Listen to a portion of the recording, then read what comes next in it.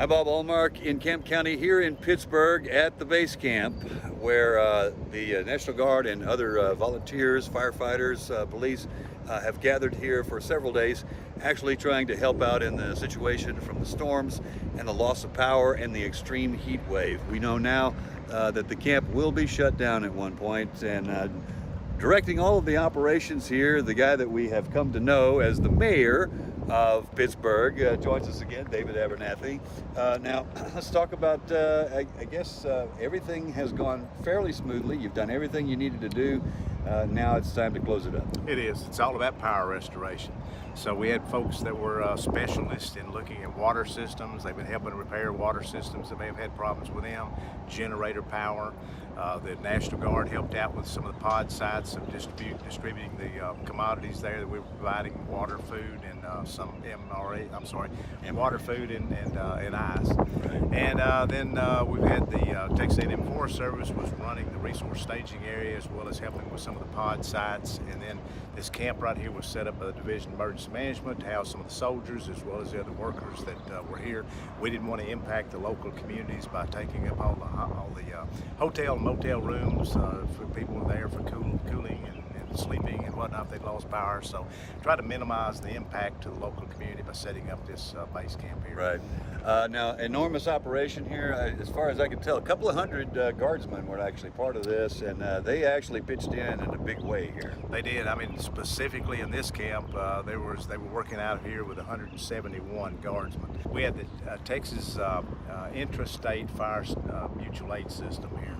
And they furnished 2 strike teams, which are 5 fire trucks and then a team leader. There were 2 of them here, and then 2 water tenders, which can carry a lot of water. So if a community lost their water supply, generator power, electric power, whatever damaged, then those fire trucks could bring in water and help augment that.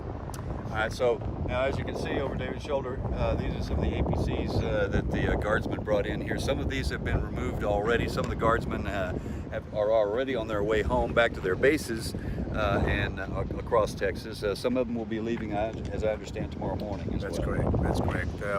They go through their inspection process just like we did all the vehicles coming here, just make sure they're roadworthy. And so the fire trucks will be inspected, personnel will be officially demobilized out so we can track everyone, and then we track them all the way till they get back home. Now, one of the things we'll close this out with is when you have I'm guessing that you haven't seen anything quite like this before. We went through the winter storm in 2021. We've had some heat waves, we've had power outages, but we've never had anything quite like this happen all at once. The storms, and then the power outage, and then the heat. Yes. Basically, the heat was just a compounding extra.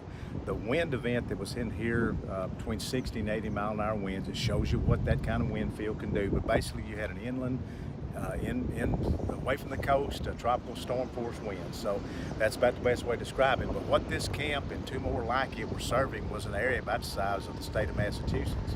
So it's a big territory, and it just takes a lot of people to help. And obviously, that's the big thing that we're talking about right now, is that you had a lot of help. That's right. If you had to do this, let's say, without one agency or without the Guard, this would have been hard to do. It's impossible. So the state of Texas has this council that comes together like this of all the state agencies and outside agency groups like the TIFMAS folks that are the Fire Mutual Aid Group. They're dispatched and work under the umbrella of the Texas A&M Forest Service. And so they have all these state agencies that have response with them. They all come together as a State Emergency Management Council, coordinated in Austin, and this is part of the deployment. This is what they do all over the state. Texas has more natural disasters because of the size of it and the geographic features of it, from below sea level to 8,000 foot, 260,000 miles of underground pipeline. There's always going to be a disaster somewhere. You can have drought-related wildfires on one side of the state, and you can have floods on the other at the same exact time. And so we just do this a lot, unfortunately. It's a litmus test. Now you have a blueprint to work with. Correct. All right. Correct.